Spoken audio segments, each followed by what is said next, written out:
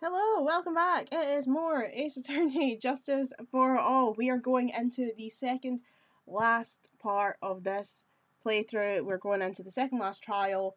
This is it. We're going to go in and see what happens. What we know currently is that Matt Ongard absolutely did hire assassin Shelley the Killer to kill Juan Corrida. The problem is that according to Shelley the Killer, the only way we're going to get Maya back alive is if we get a not guilty verdict for Matt. So that presents a bit of a problem because it goes against everything Phoenix believes in to get someone acquitted for a crime that they did commit, especially one as bad as murder. But at the same time, if we don't, then apparently Maya's gonna get killed. So tense times. Might as well just head into it and see what happens.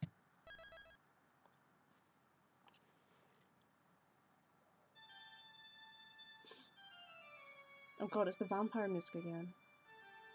Huff huff. Grr, how did I get into this mess? That's far enough. You can't run forever, Mr. Phoenix Wright. Oh god, it's the giant judge again. What have I done wrong? I cannot allow you to go on like this. But I'm just a simple defense attorney. Silence! You are no longer worthy of your title.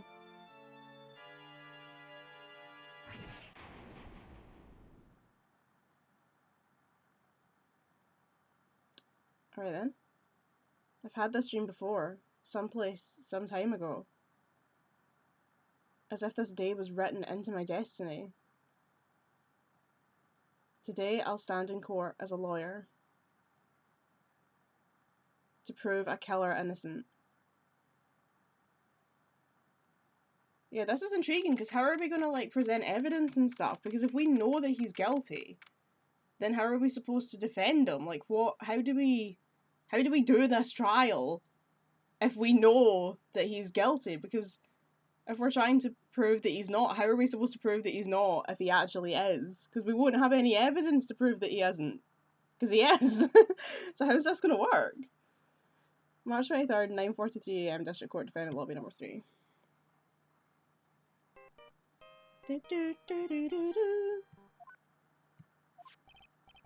Hello, this is Phoenix Wright. You don't look so well, dude. You're gonna prove me not guilty today, right? Why did he phone him from right in front of him? Hahaha. If you please, Mr. Lawyer. Remember, it's not just me. Your precious friend's life is riding on today's verdict, too. Grr. Now listen up. You better get on guard a guilty sentence, okay? If you get that creepy slime bag and not guilty, I'll never forgive you. Ever. Maya.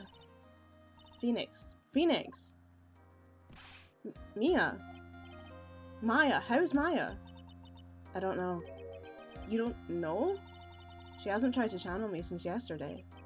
Mia, what am I supposed to do? Well, like I said, for a lawyer, the worst of times are when you have to force your biggest smiles. But you can't give up. There's still some hope left. Stop it, please. There's nothing left. Not here, not anywhere. Ugh, is that accursed on guard again? Will you leave me alone? Look, don't call me anymore, I mean it. Oh. You're really mean, pal. Ah, Gumshoe. I'm really sorry. Where are you? They let me join the investigation team and we're chasing after the killer, pal. Then you have some sort of lead? Sorry, but right now we've got 0 leads on the guy. But we're not gonna give up. Gumshoe. Until the trial is over, until the verdict is handed down, we're gonna do everything we can and find the killer. If we can get Maya out, then you can get on guard the guilty verdict he deserves, pal. That's true. I could do that if they found Maya first. You got that? So you have to do whatever you can to make the trial last longer. I have to make the trial last longer? If you go at Mr. Edgeworth with everything you've got, then you two can draw it out. Oh, now I get it. I believe in you, pal. You and Mr. Edgeworth can do it. So, believe in us. We're gonna go give it all we've got, just like you. Got it. Thanks, Gumshoe. That makes more sense, yeah. If we try and stall, like, we don't have to prove that he's not guilty. As long as we just stall it long enough for them to find Maya and to kill her. That, though, means that they have to find her fairly quickly, because eventually we are going to run out of stalling tactics, and this is all going to start falling apart. Hey, Phoenix. You understand now, don't you? You have something money will never be able to buy. Friendship. It's the strongest weapon in the world, and you have it in abundance. Yeah. Looks like we're coming to the end. I have to make the trial last as long as I can. Gumshoe will come through, I know it. March 23rd, 10 AM, District Court, Quarter number 3.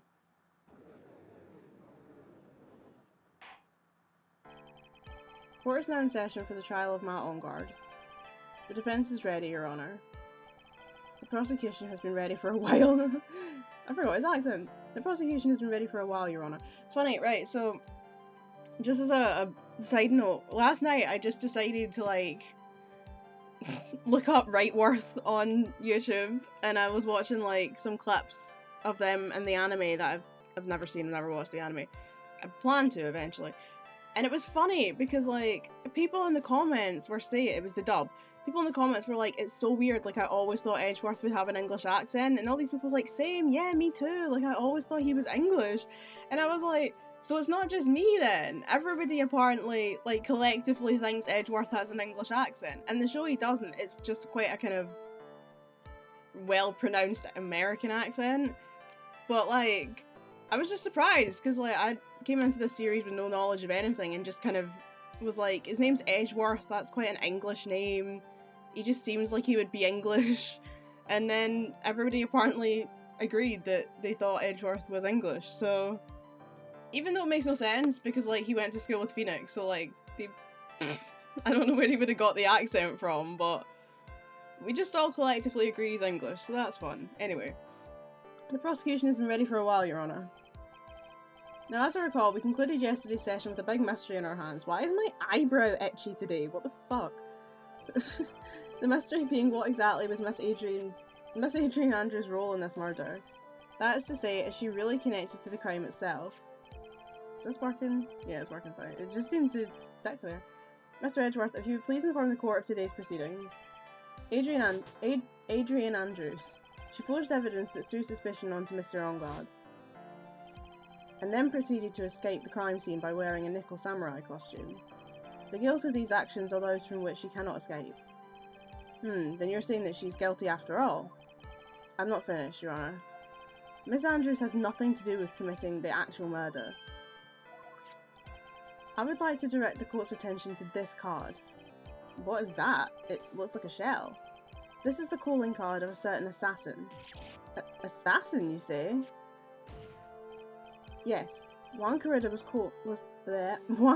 killed by a professional assassin, and the person who hired the assassin, his client so to speak, is Matt Ongard. But what a surprising turn of events! I would think it's become commonplace by now, Your Honour. I know what's going on this time. So I know that everything Edgeworth has said is true. But we still have to hold out as long as we can. At least until Maya is safe and sound. I wonder how the trial will turn out today. Now then, please call your first witness, Mr. Edgeworth. The prosecution calls the defendant's mentor, Mr. Will Powers, to the stand. I feel like we maybe... I mean, I don't know if they're allowed to speak, but I feel like we maybe should have gone to Edgeworth and be like, hey, so we both know who's guilty here. Like, this is no longer a question, but you're gonna have to stall with me. So, like, we're gonna have to talk some shit out there. We're gonna have to start calling random witnesses, questioning the most basic things. Like, you're gonna have to stall with me. Because if he just comes out here and is just like, Matt's guilty, court adjourned, like, that's not gonna help. So I feel like we kind of needed him to, like, be in on this with us and be like, look, We're gonna get this guy a guilty verdict, because he's guilty, but I'm gonna need you to talk some shite. Like, you're gonna need to waffle.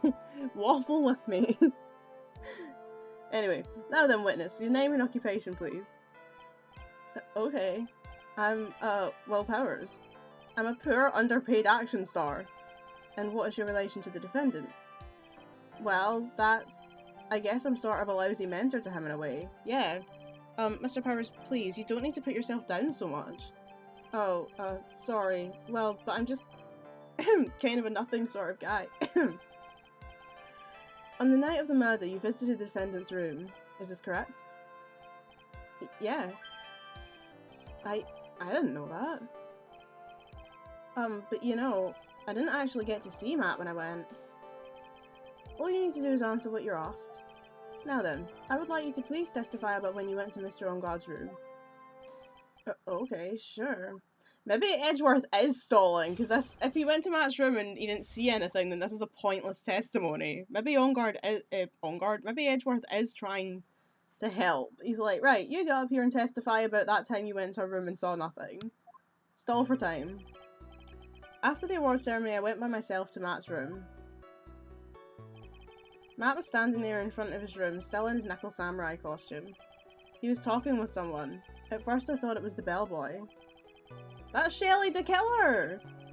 I watched the two of them for a while, but then I gave up and went back. I had guests with me that night and I couldn't make them wait for me. That's Shelley the killer! Nothing sounds out of place in Mr. Power's testimony. And talking with the bellboy is no big deal. If one assumes that the person Mr. Onguard was speaking with was an ordinary bellboy, what are you implying? Well, Mr. Wright, let's have your cross-examination, shall we? Looks like we're in another sticky situation. Huh? A trap. Can't you smell it, Phoenix? But for us to find out more, we're just gonna have to charge in head first, right?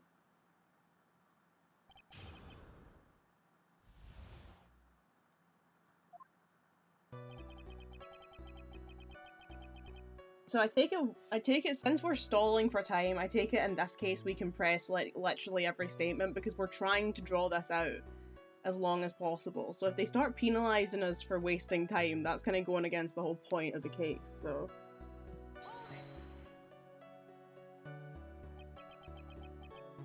The defendant's room? Why did you go there?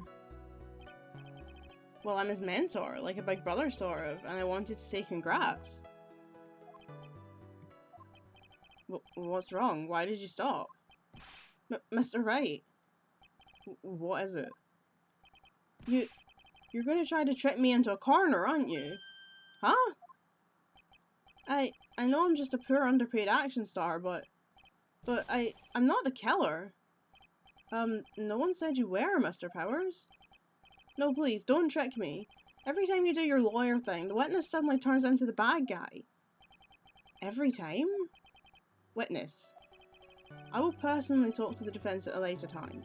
So for now, please kindly cooperate and continue with your testimony. Sorry. So you went to the defendant's room, and then... Hey, wait a minute! When and how did I suddenly turn into the bad guy here?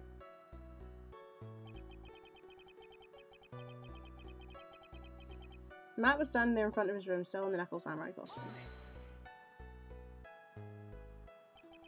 Are you sure that was Matt Onguard? Yeah, I'm sure. He wasn't wearing the knuckle samurai mask then. If that's the case, then he really can't be mistaken. And what was the defendant doing standing in front of his own room? He was talking with someone. At first I thought it was the bellboy. At first? What do you mean by that? Well, he was in a bellboyish uniform and he had a bottle of juice on a tray. Sounds like an ordinary bellboy to me. Yeah, but I didn't think he was a normal bellboy. And why was that? Why did I think that, Mr. Wright? How am I supposed to know? Sorry, but I can't remember right now. Sorry. I guess I'm gonna have to wait patiently on this one. I watched the two of them for a while, but then I gave up and went back.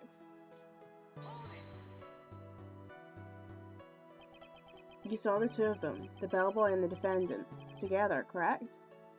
Yeah, the bellboy just wanted to say congrats. Now, while you were watching the two of them, did you notice anything strange? Yeah, sorry, just checking. You know, I did feel something weird. I think it was because Matt, well, he gave the bellboy a tip. A tip? But that's a perfectly normal thing to do. So how long did you watch the two of them? Not more than a minute or two, I think. I had guests with me that night, and I couldn't make them wait for me. Whoops. Go away. So who are these guests you're talking about? You guys, of course. You and Maya and Little Pearl. I thought it'd be really rude. I thought it would be really rude since I invited you guys if I disappeared on you. So I went back to my seat pretty soon after seeing Matt in the hallway. This is like squeezing water from a stone. Probably pointless to press further. Do you remember this incident? Did Mr. Powers leave his seat that night? I don't remember that happening at all. Maya was making such a racket in her hyper state. I ended up focusing on her. I see. In any case, from his story, he probably wasn't gone for very long. What am I supposed to do with this?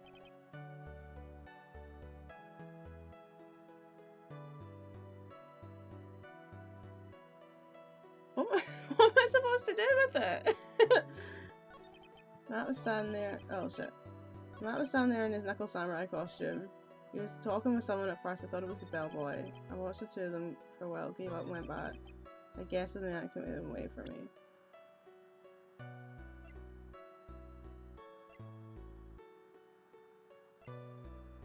What am I supposed to do with this?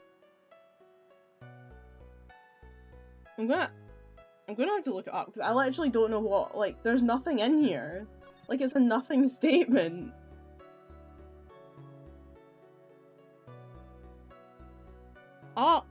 Oh, wait, what? Oh. Okay, so you're supposed to press the fourth statement, and he talks about the tip, and then you have to go back and press the third statement. That's weird. I don't think we've done that before. Okay, so... Right, 1, 2, 3. That's interesting. I don't think we've done that. Where you have to actually press, like, twice. What do you mean by that?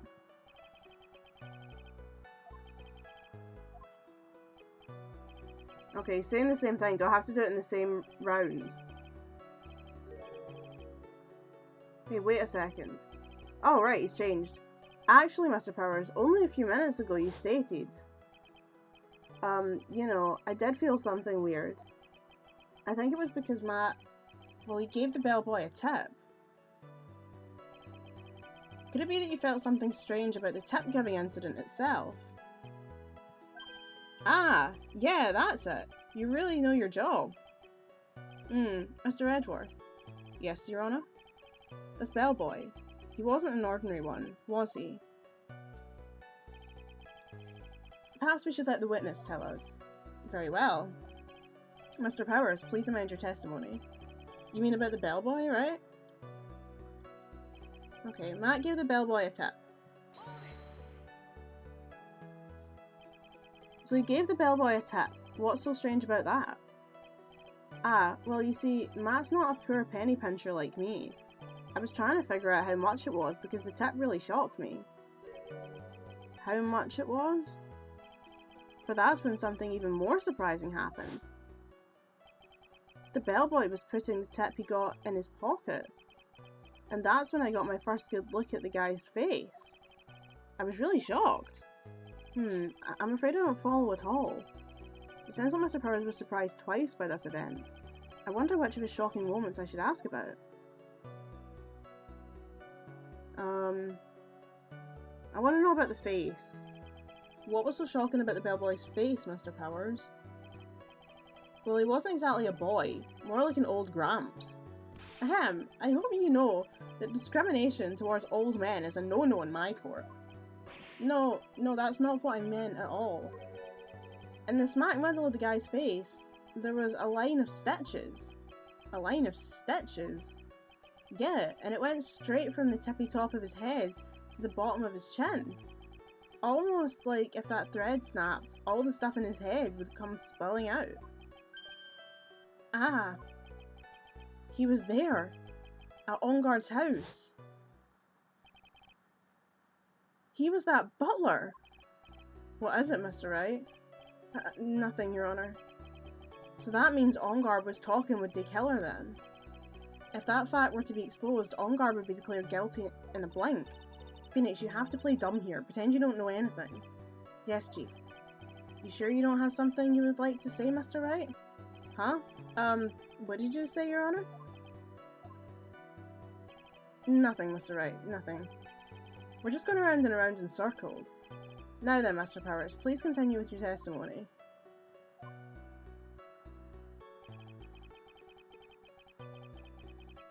Okay, well now what do? Do I just start pressing them again? Oh, if I press this I might find out about the tip. If we go round again.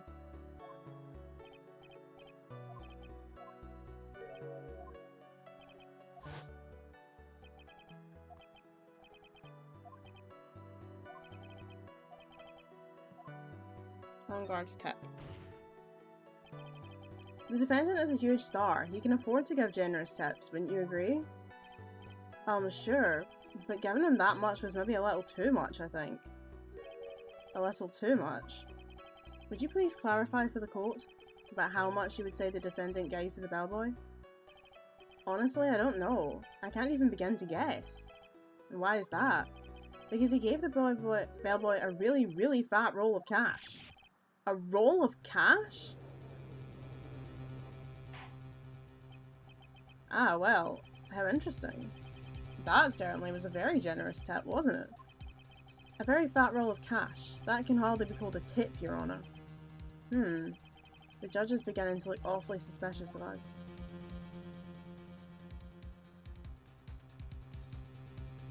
Oh, I don't know. What should I do? What should I do?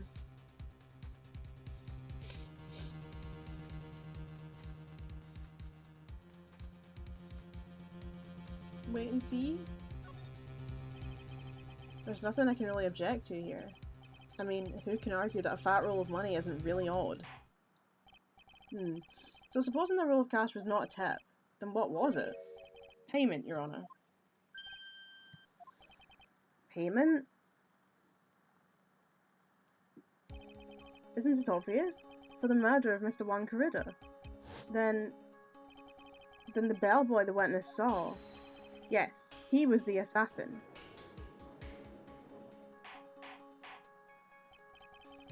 Hold your horses now, Mr. Edgeworth.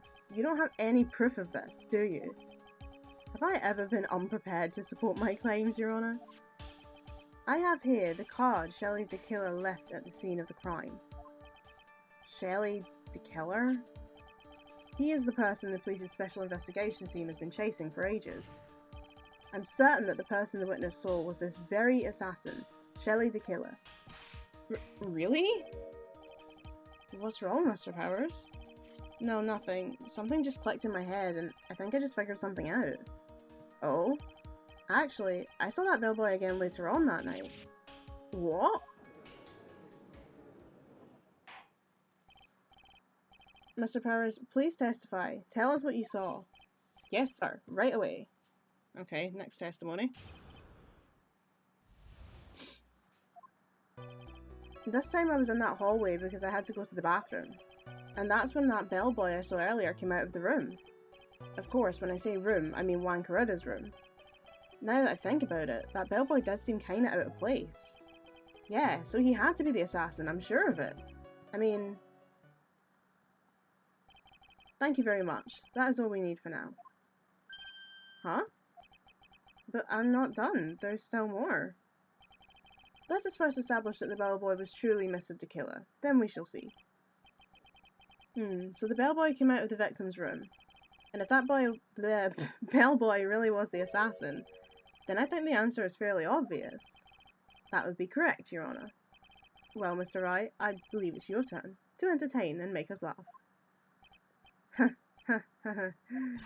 This is no laughing matter. God, Mia, I didn't know. Here I was thinking this was all fun and games. Get off my dick, man. I was in the hallway because I had to go to the bathroom. Let's press him about his bathroom habits. And what time was it? Ah, well, I don't remember. The award ceremony ended around 8 PM, right? And I went to Matt's room pretty soon after that, and then I came back. And then I went to the bathroom. So I guess maybe it was 8:10 PM by that time? You're not one for details, are you, Mr. Powers? Sorry. I thought I could maybe catch Matt and say my congrats. And that's when that bellboy I saw earlier came out of the room. Why can I not speak? Are you sure it was the same bellboy? Yeah. And how could you tell? All the bellboys wear the same uniform after all. But, you see, well, he had those stitches in his face. Ugh. So I'm sure it's the same guy that was talking with Matt. So which room did the bellboy come out of? Of course, when I say room, I mean Juan Coretta's room. The victim's room, huh? Yeah, the one with all the really pretty flowers and teddy bears. It was Juan's room, alright. Words cannot describe how screwed I am. Let's continue with the testimony, shall we? Now that I think about it, that bellboy did seem kinda out of place. So what exactly was so out of place about him? Right. Why the insipid grin? Maybe because they have no idea what damaging thing he's gonna say next? Well, the bellboy was empty-handed. Empty-handed? That bellboy was one of those room service people, right? But he wasn't pushing a cart, and he wasn't holding a tray either. You'd call that a little strange too, wouldn't you? I agree that it's a bit strange, Mr. Powers. But is it really that unusual for a bellboy to be empty-handed? What should I do? Should I let Mr. Powers test him when he slide, or... Let's try and pull a fast one. There's nothing strange or unusual about an empty-handed bellboy. But there really is. There really isn't. If you two are done being school children, bellboys are for room service. There's no reason for them to be empty-handed ever. Your Honour, I ask that the witness's previous statement be supplanted with this new one. Sure, Edgeworth. Are you going to do whatever you can to make the bellboy look suspicious? I see. Very well. The court recognises and grants the prosecution's request. Mr. Powers, if you could amend your testimony, please. Yes, sir. I thought it was kind of strange for a bellboy to come out of the guest room empty-handed. So you're saying that it's suspicious for him to be empty-handed? My mail has arrived. Yeah, really suspicious. I mean, when I first saw that bellboy, he was holding a tray in his hand, and there was a bottle of juice and a wine glass on it. Juice? What kind of juice was it? I'm pretty sure it was tomato juice. If we could come up with some sort of reason as to why he would come out empty-handed, some sort of proof, then I think we can dodge the bullet on this one for now. Proof, huh? Sounds like another job for the court record. I mean, surely the reason he came out empty-handed is because he put the tray down. That seems like a really stupid set of reasoning. Like, he went in to give Juan some juice and a wine glass to drink it out of, and he left without it because he gave it to him. I don't understand the logic here. Why are we arguing about this? Please don't be so quick to judge. Ah, but it's kind of Power's family thing. Think of every person as a thief. Well, I guess a thief and an assassin are both sneaky and silent. That's not the point, Phoenix. In any case, if that bellboy was the assassin, it would be very bad for us. But he really is the assassin, you know? Yes, but you can't give in yet. If you want to prolong this trial for as long as possible, you're gonna have to pull some cheap tricks on this one. Right, so I wanna... come out empty-handed. I'm thinking the crime scene photo, because in the crime scene photo you can see the bottle of juice in the wine glass. No, that's not it. That's not, I mean, I don't think it's any of these. It's not this one, because that's not got a minute. Yeah, because the tray and the wine glass are here, so... Okay, right. There we go. Mr. Powers. Yes? You're easily influenced by other people's words, aren't you? As soon as you heard that the bellboy might have been the killer, you got caught up in believing it must be true. But, isn't he really suspicious? He's got all those stitches, and... So? A baseball has stitches. Are you saying that all baseballs are suspicious because they have stitches? Oh, I need a screenshot of that one as well, because that's hysterical. Phoenix, what are you on about? Oh. Well, there's also... I mean, what about him being empty-handed? I would like to ask the court to please take a look here. This is the crime scene. There is a wine glass sitting next to Mr. Corrida's body. The liquid inside this glass is tomato juice. And now, if you would look at what is on the top of the table in the lower right corner here, anyone can clearly see there's a tray with a bottle of tomato juice on it. The bellboy had just brought this to Mr. Corrida's room. He left the tray in the room, which is why he was empty-handed when he left. Ah, but that would mean the bellboy had seen and left a dead body in the room. Ah, but can you prove that Mr. Corrida was already dead at that time? Mr. Edgeworth? Yes? I blame you for leading me down this route. I'm terribly sorry. What is with him? Why is he laughing? Witness, is there one more thing you would like to share with us? Is there? The bellboy is empty-handed, or should I say empty-handed.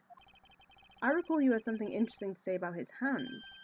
Oh yeah, I almost forgot. Huh? What? That bellboy, he was wearing gloves. Gloves? Yeah, pitch black leather ones. All the other bellboys don't wear gloves like that, right? Black leather gloves? Why didn't you mention them earlier?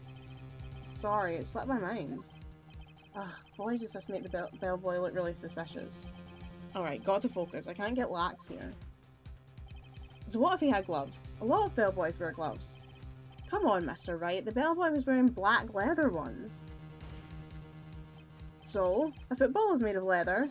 Are you saying that all footballs are suspicious because they're made of leather? This is ridiculous. But that man, he received a large roll of cash from the defendant, and then he was seen leaving the crime scene wearing black leather gloves. I don't think that even someone like myself can believe he was just another bellboy. Ugh. It seems that we have finally come to an understanding. Now then, witness, please continue with the rest of your testimony. The rest? Oh yes, please tell us more. Okay. Oh my god, this never ends. After leaving Juan's room, the bellboy went and knocked on Matt's door, just like that. He gave something to the person inside the room. Then the old guy just left, without even going into the room. After that, I went to the bathroom and then back to my seat. So the bellboy, after leaving the crime scene, next went to the defendant's room? Yeah, I kinda saw all that by accident. Some accident? I'd say you saw too much. And all of it was suspicious to high heaven. I think it's safe to say that we can no longer consider this bellboy to be normal. Now then, let's get started, shall we? Mr. Wright, your cross-examination, please. Yes, Your Honour. Their second meeting. After leaving Juan's room, the bellboy went and knocked on Matt's door, just like that. Is that what you saw while you were busy spying? Excuse me? I may be a poor underpaid action star, but even I wouldn't stoop to spying. Well, I think the point is, where did you watch all this from, Mr. Powers? Oh, from the door of the bathroom with my left eye and a sort of sneaky spy light. I knew he was spying. Please, does it really matter if he was doing it over or underhandedly? What did the bellboy do next? That's all I care to know. He gave something to the person inside the room.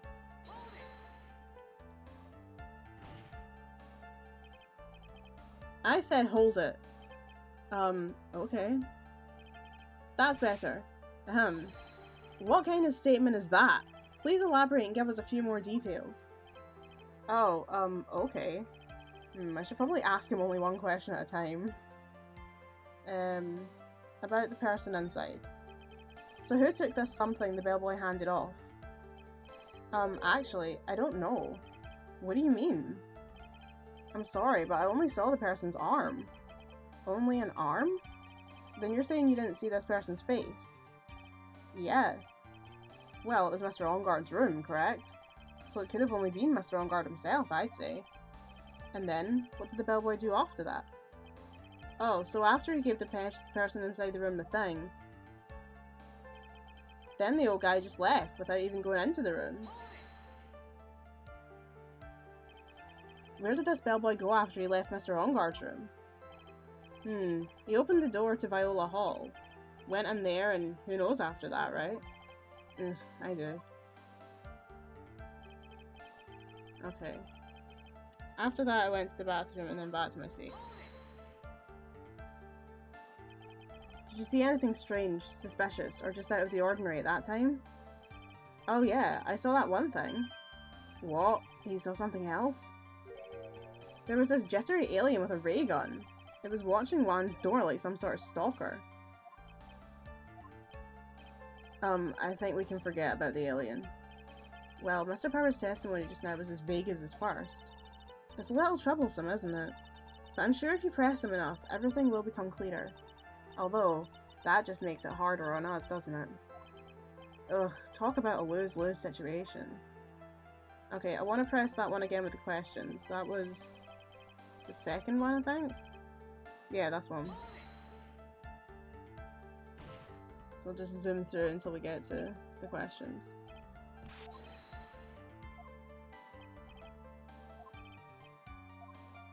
About this something. He gave something to this person? Yeah. And what was this something? Hahaha. If I remembered what it was, I wouldn't be calling it a something, would I? But this implies that something was removed from the scene of the crime. Are you sure you really can't remember, Mr. Powers? I think it was something kinda small. I would like to summarize the testimony up to this point, if you don't mind. When the bellboy left the crime scene, he immediately went to the defendant's room. There, he handed a small item of some sort to the person inside. As for the person who received the item, all you could see was the person's arm. Yes, it was just like that. Mr. Edgeworth, is all this really that important? Of course, Your Honour. I think this is of the utmost importance. This is when whatever was removed from the crime scene was handed over to the client. Mr. Powers, please try to remember what it was that the bellboy handed off. Well, let's see. I think it was... No. If you remember, please add it to your testimony. Yes, sir.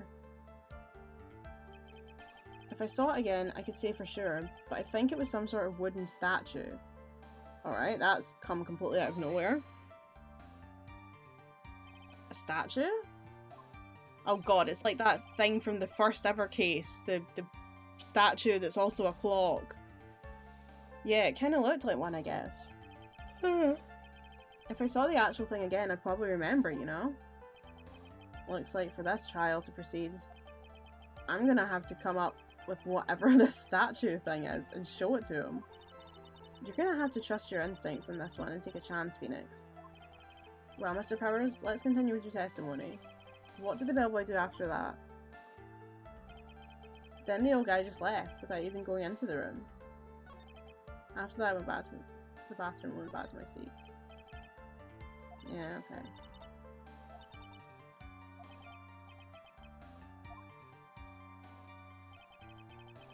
Okay, bellboy went and knocked on that door, just like that.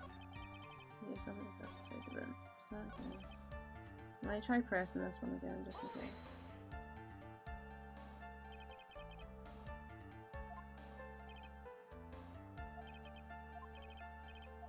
Okay, yeah. Right, so I'm gonna have to show him something that could be a statue?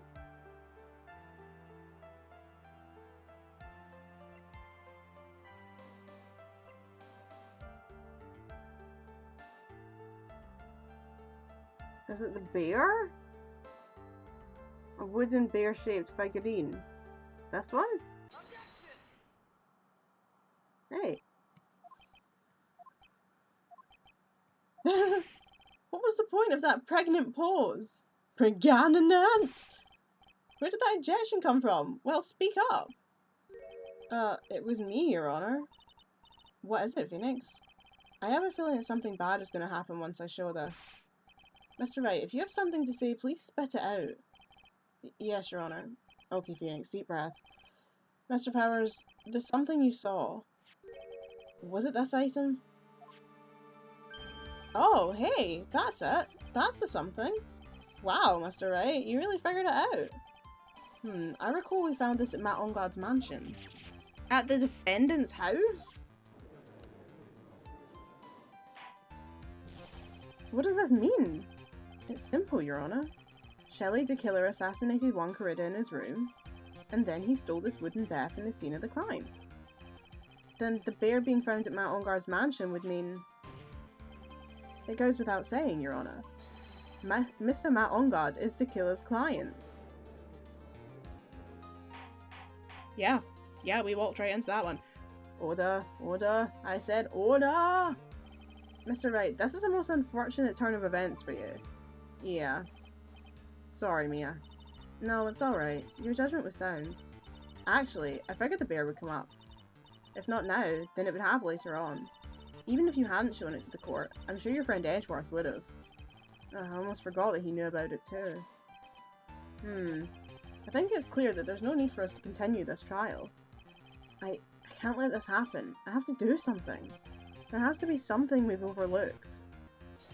Your Honor, a minute please. Yes, Mr. Wright? There are still a few points left that we've not fully explored. What are you trying to pull? Oh, well, we can't have that. Alright, Mr. Wright. What questionable point would you like to explore further? I don't know. I'm thinking either the person who received the bear or the bear itself. Probably the... I don't know, because we don't know... Well, I don't know. Let me look up. I don't care. First, ask about the person who received the bear, and then ask about the bear itself. Okay, well good. That's good, because those were the two that I thought we want to ask about, and we can ask about both, so that's good. There was one thing in Mr. Powers' testimony that was very unclear, and that's the identity of the person who received the bear. I mean, you'd think it would have to be Matt Onguard since it showed up in his house, but... He gave something to the person inside the room. I'm sorry, but I only saw the person's arm.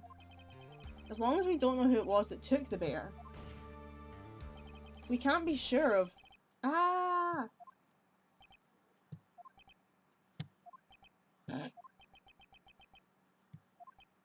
What is it, Mr. Powers? If you're going to scream like that, then at least give us a good reason why. Oh yeah, sorry. Actually, so, I remembered. I remembered who took the bear. What? Really? I mean, I only saw his arm. But, the arm... It was the Nickel Samurai's arm, I swear it. You've got to be kidding. Are you sure of that, Mr. Powers? Yeah, I'm sure it was the Nickel Samurai. But Adrian was also wearing a Nickel Samurai costume, so that doesn't prove anything. It doesn't prove anything, although we know we know the truth. It's like, that doesn't prove it was Matt Onguard. It was him, but it doesn't prove that it was him. After all, being a defense attorney, at least in the West, all you have to do is provide reasonable doubt. That's your entire job. And I can provide reasonable doubt for this, so... Order! It looks like you've dug your own grave, yet again. How many times is that today? I've lost count. So the person who took in this little bear was the Nickel Samurai. And as we all know, Matt Onguard is the Nickel Samurai. Thanks to defense, we've made that all the clearer.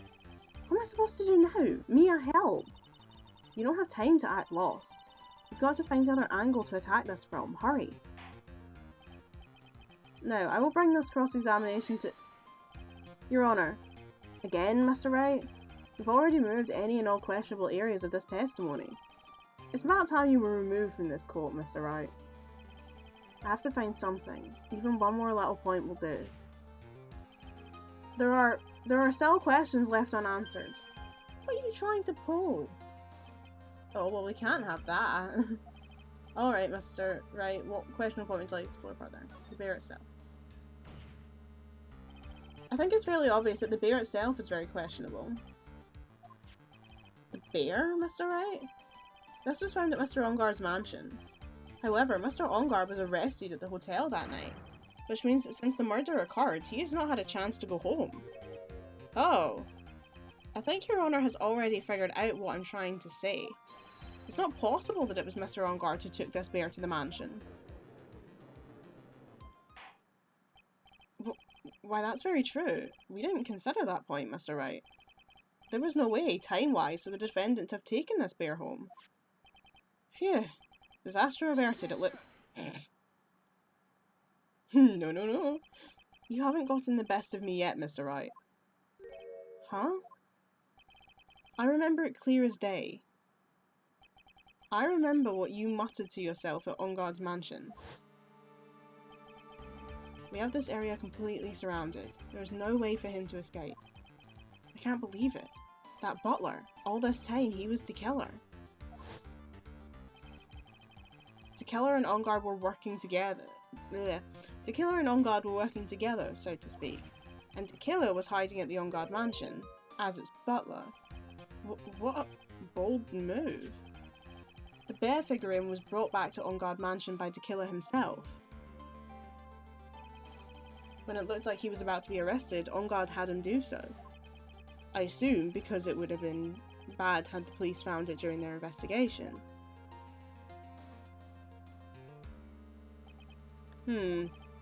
Well, Mr. Wright, you've been quiet for a while now. This is too much. Isn't there anything I can attack at all? I think we've heard enough. We now know why this bear figurine was at the defendant's mansion, as well as who it was that received the bear from the assassin in his room. Everything has become very clear. The client who hired the assassin to commit the murder was Mr. Matt Ongar. I see no reason for this trial to continue, therefore I will now hand down my verdict. Thank you, Your Honour, for your understanding. You see, Mr. Wright, you could not win against the truth, could you? I knew it would turn out this way. After all, what Edgeworth has stated is the truth. Any last objections, Mr. Wright? Well, do I? What should I do? Do I raise an objection? What do I do? Choose raise an objection. Yeah, I kind of figured. You can't just give up. There's only one way for me to drag this trial out. The only thing I have left is this one dirty trick. Your Honour, right now we have these two reasons to believe my client is a client of the assassin. Reason number one, he accepted the bear figurine from the assassin. Reason number two, that very same figurine was found at the Ongar mansion. However, it's possible that this is all the work of a certain other person. What are you saying? What I'm saying is, it's possible a different person is the killer's real client. The real client?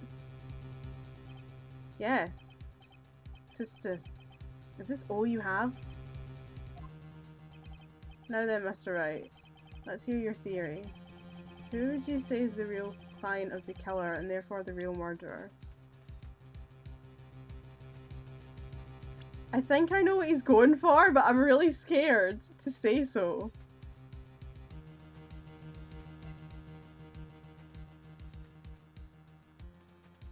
I mean, one option is Adrian.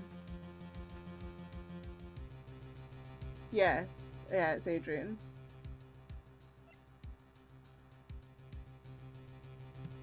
Yeah, this is bad. We're dragging this poor girl through the mud again. This poor lass, man. Adrian Andrews. Yes, we already know that she tried to frame Matt Ongar for the crime.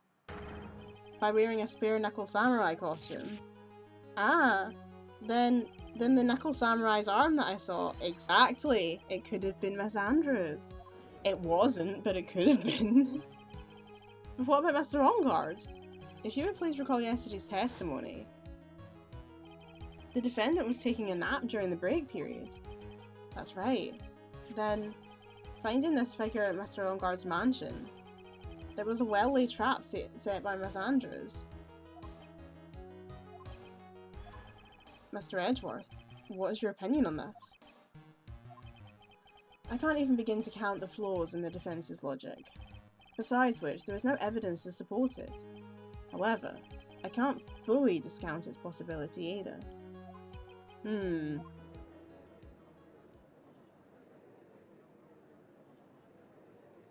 Come on, anyone can tell Ongard did it. I can't believe the defense would go so far as to pin the guilt on someone else. Yeah, unbelievable. It's not something petty. It's murder of all things. This is to save Maya. This is to save Maya. Even if the whole world turns against me, this one fight I can't give up on. Order, order, order! All disruptive parties will be forced to leave the courtroom. Your Honour. For the benefit of the defence, I'm willing to play along with his what-if game. His what-if game, Mr. Edgeworth? The prosecution is prepared to challenge the defence's theory.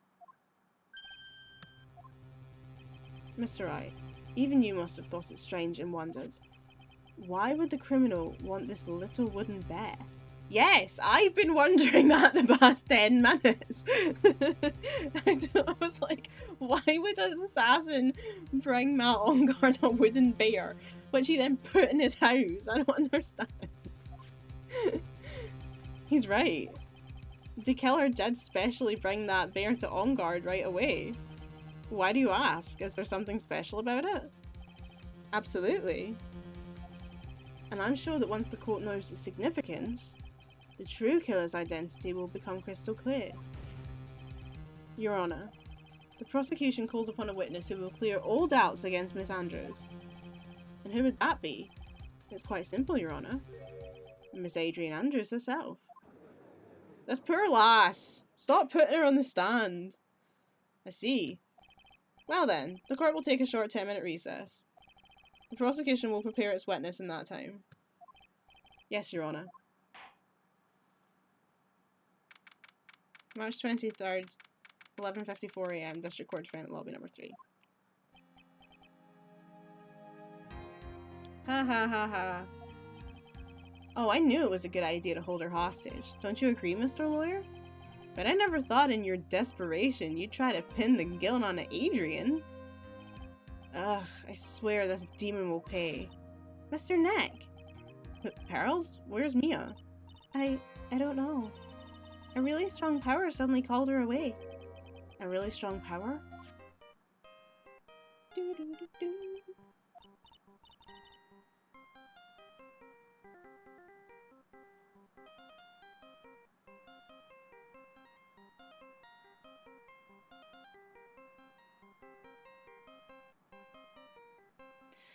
Mr. Net, your phone is... It's from Gumshoe. How's it going? Have you been hanging in there, pal? Yes, sort of. We just barely found something to latch onto. Phew, that's good, pal. And what about you? Anything yet? Did you figure out where the killer and Maya are? We still don't have any leads, but... What? We don't have any more time! If we just had one, even a single clue would be really helpful. I was only able to come this far because I kept thinking to myself, I've got to keep the trial going until Maya's been rescued. But have I just run out of luck this time? Is all our hope for naught? A tent! Huh? A tent? I can see a circus tent! Mia? It looks like Maya was unconscious until just a few minutes ago. As soon as she woke up, she called for me. So it was Maya that called you away. She's locked in a dusty little room right now. But I can see a circus tent outside the window about 300 feet away. Gumshoe, is there a circus in town right now? Is it the Berry Big Circus? There's only one, pal. The Berry Big Circus. Maya's somewhere within a 300 feet radius of the main tent. What? Okay, hold on a sec, pal. Hey, draw a circle on that map about 300 feet radius from the main tent. Hurry. And I can see a mailbox under the window. Gumshoe, there's also a mailbox. Okay, what else? What else, Mia? I'm sorry, but it was a very small window. I couldn't see anything else. It felt like I was in an old office building. Maybe the 3rd floor or so? I heard her. An old office building. Good stuff, pal. Okay, just hang in there. Just a little longer, pal. Wish us luck. Good luck. I'll call you later, so don't let your battery die, okay, pal? Mia, Maya's not hurt, right? She's in a pretty bad state, Phoenix. She's being starved. Gumshoe, please hurry. Looks like we're out of time. Are you alright, Phoenix? It's only a matter of time before Maya's rescued. I can do this. I just have to make this trial last a little longer. Oh wow, we're going straight back in. I thought it was gonna, like, stop there because we were on recess, but no, we're going straight back in. 1205, District Courtroom number 3.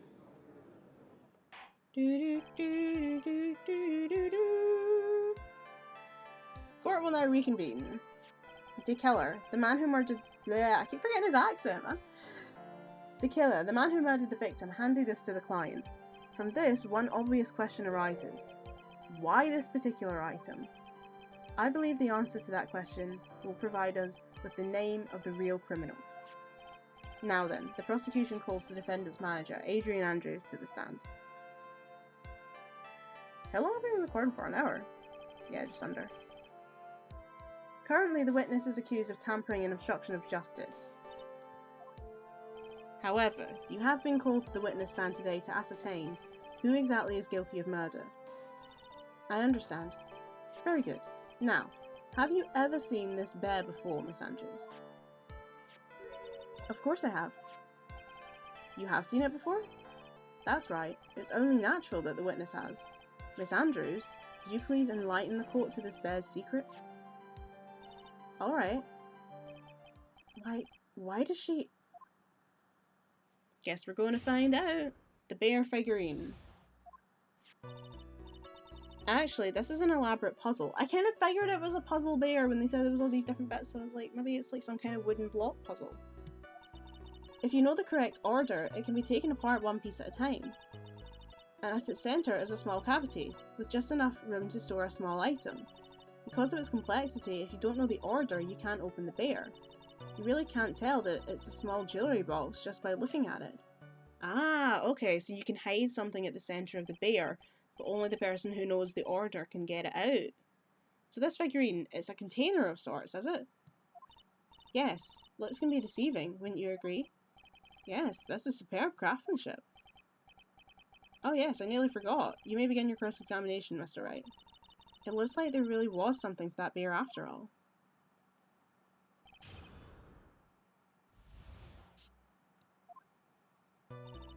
Actually, this is an elaborate puzzle. A puzzle? That's right. But it looks like an ordinary figurine. True enough.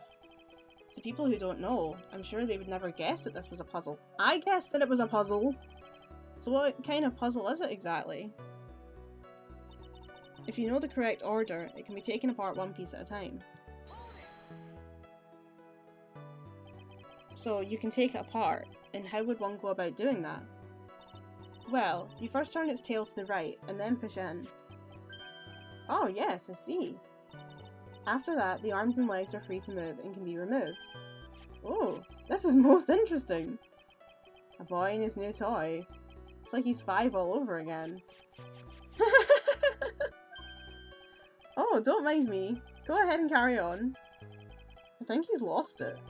So what do you find after you take the puzzle apart? At its centre is a small cavity with just enough room to store a small item. And how do you know about this? Sorry. I know because I was the one who bought it. Huh? It was a souvenir from when a friend and I went to Switzerland. Then this was a present from you? That's right. It was a puzzle in the shape of a bear, so I thought it would be perfect for Juan. So it was a present from Miss Andrews. Witness, let's continue with your testimony. Because of its complexity, if you don't know the order, you can't open the bear. So who exactly knew how to solve this puzzle? Only the two of us, Juan and myself. It was a souvenir from Switzerland, so I doubt there are that many people with this same bear in this country. But this looks like it can be easily broken, especially if someone wanted to get what was inside. Well, it's a toy, but it can never be the same again once it's been broken. You really can't tell that it's a small jewellery box just by looking at it. Who else knows that this bear is actually a small container of jewellery box? I hate the American spelling of jewellery so much. I know that they pronounce it jewellery, so that makes sense. Like, we pronounce it jewellery, and they pronounce it jewellery, so like it makes sense. But I just, when I read it, it just breaks my brain. I hate it. I never told anyone. And as long as Juan never told anyone either, then only the two of us knew. The two of you, huh? Then of course that means Mr. Ongard didn't know, right? I think this is about all I'm going to get for now. Figurine updated in the court record. Well, Mr. Wright, I think even you've come to realise that there's one very important fact we have uncovered, and that is this. The bear is actually a jewellery box.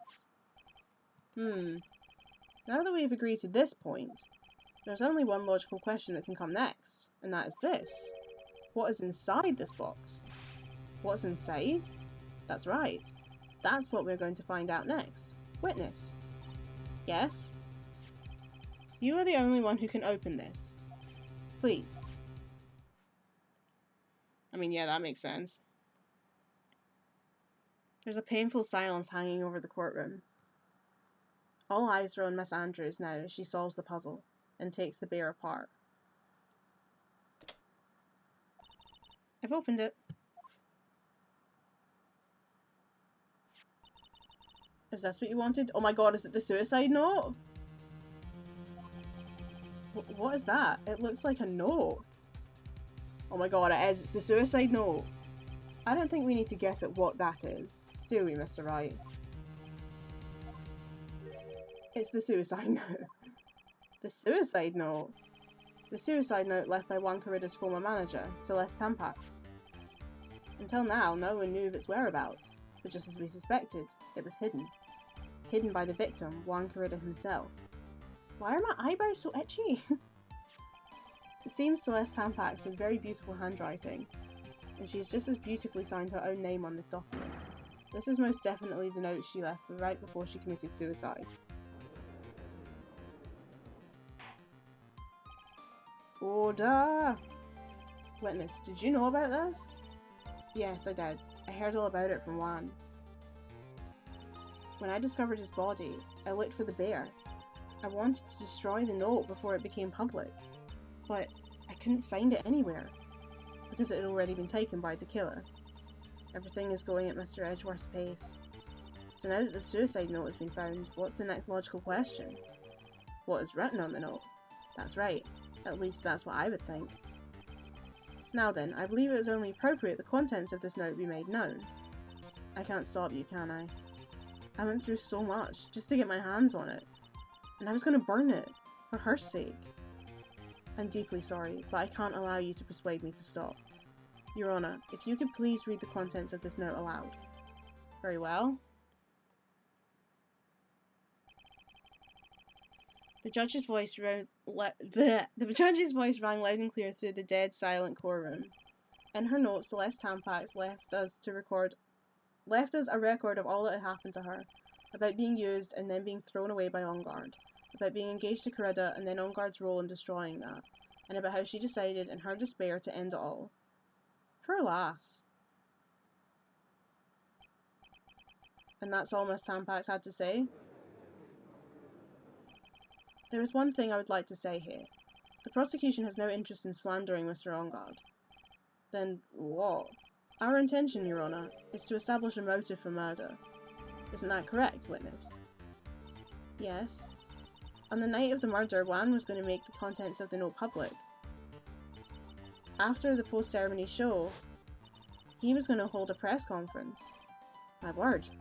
Matt On God values above all else his refreshing like a spring breeze image, which is why he had to stop this note from being made public.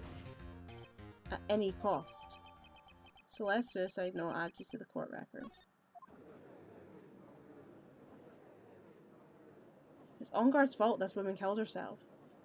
And this time, he even went so far as to kill someone to stop him from revealing that. How terrible. What a selfish person.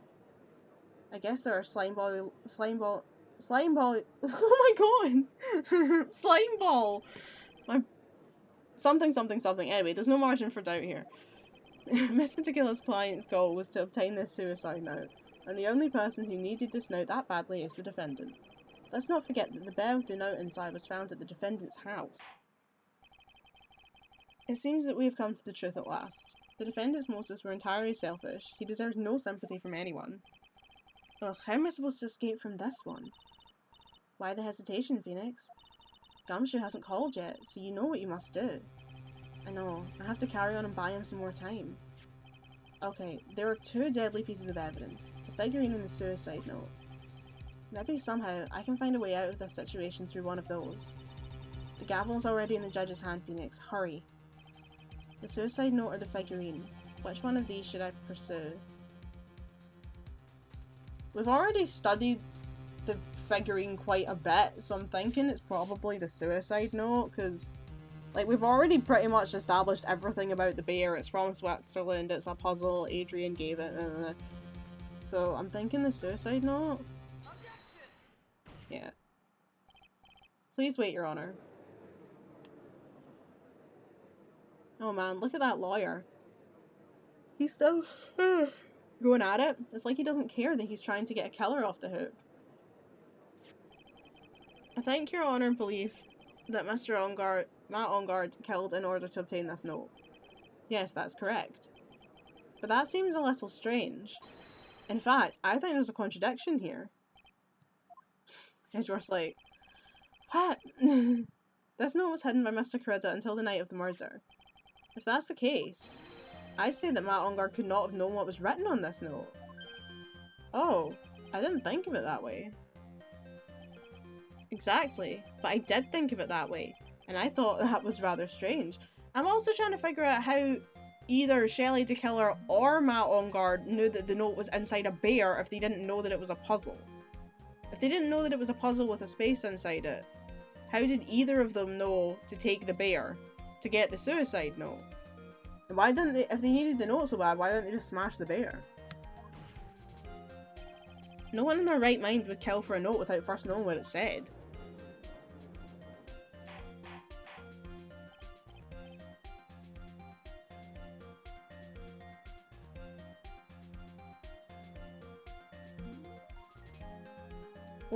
Order. You make a valid point, Mr. Wright. Mr. Edgeworth, what is your opinion?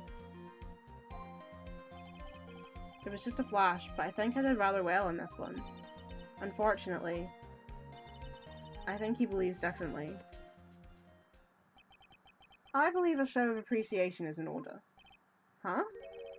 The defense seems to be in love with wishing more despair upon itself. I would like to direct the court's attention to this. What is that? It's a very small video camera, Your Honor. This type of camera is commonly used as a means of spying. Spying? What the? I thought that spy camera was in my possession. Matt On Guard and the victim both thought of the other as the biggest rival. They even went so far as to use this type of item to find each other's weaknesses. And the victim, Juan Corrida, was being spied on. His personal life was being watched by none other than Matt On Guard. Order. Ahem, Mr. Wright. Yes, Your Honor? You don't tell me you knew about your client's spying activities. Well, sort of. Sort of is an acceptable answer, Mr. Wright. I see you are confused, Mr. Wright. You're probably thinking, but I have the camera that was in the stuffed bear's eye. But this camera that I have is not that same one. Last night, I searched the victim's house on a hunch. Using this. Gumshoe's bug sweeper. By the way, Mr. Wright, the defendant's fingerprints were found in this camera. Matt Ongar's fingerprints were on there? Well, Phoenix, it looks like those cameras were hidden all over the place, huh? What am I supposed to say to that evidence? I think this is the end. It's fairly obvious that Mr. Ongar learned of the suicide note through this. He was watching the victim all along. What an absolute freak, by the way! Proper weirdo behaviour. You got me good this time. I don't have anything to counter that. Hey, now what's that lawyer thinking? Mommy, is that man the bad killer guy? Shush, stop, don't look at him. Why is there children in the court? The way he's sweating is just so, ew, nasty. Phoenix. Yes, Chief? Have you figured out what you're gonna do next yet? What I'm gonna do next?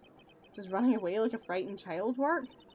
I know it seems like Mr. Edgeworth is very close to putting the lid on this case, but in his eagerness to prove his point, he forgot one very important thing. Well, what is it, Mia? There's a piece of evidence that he really should investigate. Something he should investigate? I would really hate to see the good prosecutor get scolded for not remembering to look into the item when he had the chance. Why are you speaking in riddles all of a sudden? I know, why can she not just be helpful and tell me what to do? Why does she always want me to figure it out? Alright, I think this time we finally understand everything. Well, Mr. Wright, you don't have any further objections, do you? What is this piece of evidence that Mia's talking about? Can I figure out what it is that still needs to be looked at, or should I let it go? Well, obviously I need to present evidence. I have an objection, Your Honour. Edgeworth's like, shut up. No, you don't. That was about the weakest objection I've ever had, Mr. Wright. There we go. Your Honour, the defence has no intentions of letting this go so easily. You're beginning to sound desperate.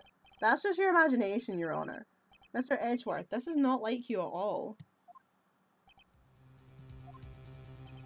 In your eagerness to prove your point, you've forgotten one very important thing. Hey, isn't that what I just said? So you're telling me that I forgot something. You're so close, Edgeworth. But there's something you really should examine about this piece of evidence. What is it? What is it? Is it the suicide note again? Is it the figurine? Is it that big bear? Is it this photograph? What is this thing again? The credit card? I have no idea what it is. Choose present evidence and then present the suicide note. Why? We've already looked at it like 4 times. Whatever. We're nearing the end of the game and I'm losing the will. I'm losing the will to investigate. That's Miss Tampax's suicide note, right? Who knows? I mean, sure, this suicide note was found inside this bear, but this bear was in my possession until a few moments ago, which means the handwriting on this suicide note has yet to be analysed. Oh yeah, fair enough, we don't actually know who wrote it, yeah. So, oh yeah, it could have been like, Juan could have forged it, he could have like written it in like, I mean I don't know why he'd stuff it inside a bear, but like, yeah, he could have written it deliberately to frame Ongar. Like, or like, at least to like give him something to use to ruin Ongar's career. Ongar's still a murderer, but as to whether this pivotal piece of evidence was really written by Miss Tampax or not, has yet to even be remotely confirmed. Mr. Wright, you can't seriously be suggesting. Mr. Wright, are you saying the suicide note is a fake? Miss Andrews, you were the one who tried to pin this murder on Mr. Ongar. Who's to say you didn't create a fake suicide note and put it into this bear? How dare you? Yeah, but who's to say she didn't though? Your Honour, the defence is indiscriminately accusing the witness again. There is no evidence linking the witness to this suicide note whatsoever. I really need to drink. But if this is a fake, then the witness is the only person who could have made it. What? Recall the witness's... I thought it was one. Recall the witness's testimony concerning this figurine. The only person other than the victim who could solve this puzzle is the witness herself. Miss Andrews, you wrote this note, didn't you? You wrote it so you could use it to frame Matt on guard. I did no such thing. Right, if you're going to pronounce this suicide note a fake, then show this court some evidence to support your theory. Well, we can't yet, can we? Mr. Edgeworth, you were the one who presented this scrap of paper as evidence. That means the burden of proof lies with you, the prosecution. Ugh, this is a nightmare. This is a damn disaster. That's enough. Mr. Edgeworth, can you confirm the handwriting in this suicide note? It is the defence that has stated the handwriting is yet to be analysed. If that's the case, it seems that yet again we've reached a point where a verdict is impossible. That's impossible! This isn't good, Phoenix. The judge is going to carry this trial over one more day. I don't think Maya will physically be able to make it another day. Yeah, this is the best. I don't want to have... Sorry, I didn't want to have to do this, but I don't have a choice. I request that both the prosecution and defence further investigate. Handwriting analysis, my butt. That's just the lawyer trying to buy more time. On guard is guilty. Look, any idiot can tell you that. I think we've reached the end of the line. Guilty, guilty, guilty, guilty, guilty, guilty, guilty, guilty, guilty.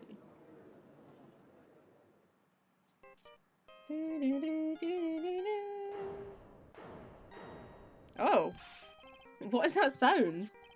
It's Gumshoe.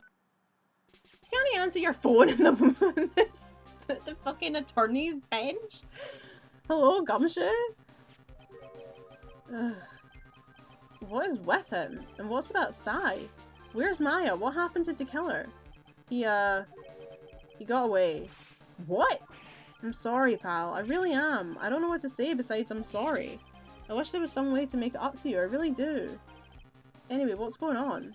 We found his hideout, pal. But the two of them were already gone. This is terrible. I'm gonna keep looking for them, pal. Don't you worry. I just need a little more time. But don't tell me we don't have any more.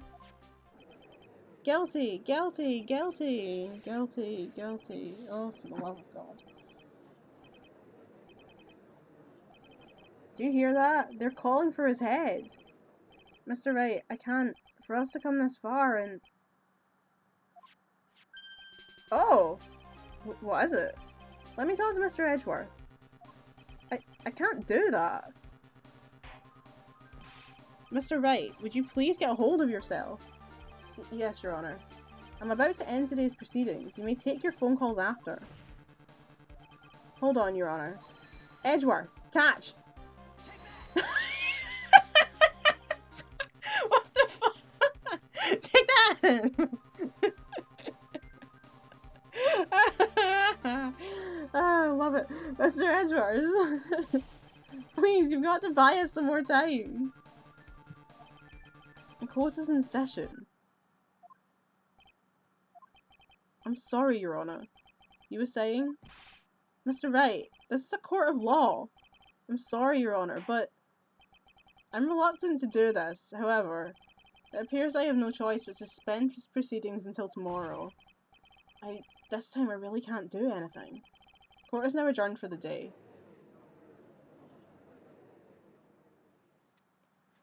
Right-o. Oh, for the fuck's sake. Wait, what? Wait, what? Please wait, Your Honour. Edgeworth? What is it, Mr. Edgeworth? I humbly request another 30 minutes of Your Honour's time. For what purpose? We can perform the necessary tests on this piece of evidence in that time. But can you really obtain your results in 30 minutes? I believe we can, Your Honour. But wouldn't it be better if we adjourned for today and then reconvene tomorrow? 30 minutes. Please, Your Honour. That's all I'm asking for. Please, Your Honour. Very well. At the prosecution's request, this court will now take a 30-minute recess. But be advised, I will not allow another recess today. I'm not sure if this is helping or hurting us. The court will now take its final recess of the day. Well then. Oh god, please tell me that we're gonna have a break after this recess, because I really need to go get something to drink. March 23rd, 2:04 PM, defendant lobby number 3. Right. Well, what's going on with Maya's situation? The killer. It looks like he got away again. 30 minutes? We can't find her in that time. Ugh. Report! Ah, is that Mr. Edgeworth? We don't have time, just spit it out. Right. It looks like we just missed them, sir. But the killer left a few things behind by accident in his rush to get away. A few things? Can we use any of them as evidence? Oh, I thought you'd ask, pal. I've got the things he left with me right now, and I'm on my way over. Really? That's odd. Any items like that are usually sent to the crime lab first. We don't have time to wait for those guys, sir. When those guys weren't looking, I swiped the stuff and ran. What? Well, I'm not a detective anymore, so I had to. I'm really sorry, sir, but we've got to put the law on hold right now. Sounds bad. I hope he doesn't get in too much trouble over this. With my hunk of junk car, I'd say I'll be there in about 20 minutes, sir. Don't worry, I'll be there. Wait for me. Alright, just get here in one piece. I'm on a mission and no one can stop me now, sir. No one.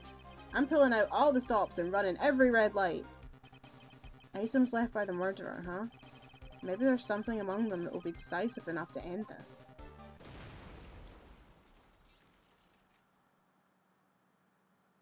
What the hell just happened? Hey, what's wrong? Detective Gumshoe, answer me! No one can stop. Did he crash his car? Oh jeez. What happened? It sounded like he had an accident. I'm guessing his cell phone broke as well. What was he thinking? We've got to hurry and call for help. We have no idea where he is. His cell phone is broken and he wasn't driving a patrol car, so no radio either. Also, if we don't get to those items before they do, the police will take possession of them.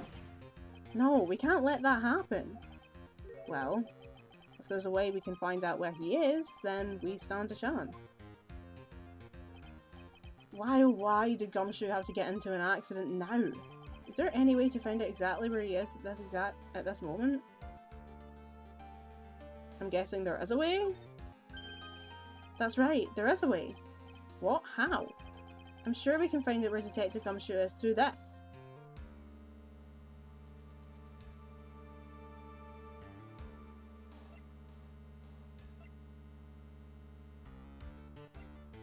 Is it the transceiver? I know that Francisca put a tracking chip on him, but what do I show? Oh right, I just show Francisca's profile, it says. I forgot about that. Why are you bringing up Francisca at a time like... Oh, I see. I'll try to get in contact with her. The chances are slim, but she's all we have. Yeah, she put a tracking chip on him. Francesca, will she even want to help us? Edgeworth, what is it? I don't have any right to judge anyone ever again. I know my client is guilty, but what I'm doing now, I'm pinning the guilt onto someone totally innocent, and I'm using the evidence to do so. It might be my turn to say Defense Attorney Phoenix Wright chooses death. Right. It doesn't suit someone like you to cry useless tears. Whether you did your job well or not, that can only be seen after the verdict has been decided. The verdict? Is Prosecutor Edgeworth here? Yes, bailiff? There's a phone call for you, sir. They said it was extremely urgent. They're probably finished with the handwriting analysis. I have to go take this call. In the meantime, think hard about what it is you must do. He keeps being so cryptic, man. Oh, to be continued. Good, I can go get a drink. How long was that? An hour and a half, wow. Okay. I will save my game. And I will come back in the next part where we will finally close this case. Woo! So, thank you for watching, and I'll catch you in the next one where we are going to put an end to Farewell My Turnabout and Justice for All. Thank you for watching, and I'll see you next time. Bye everyone.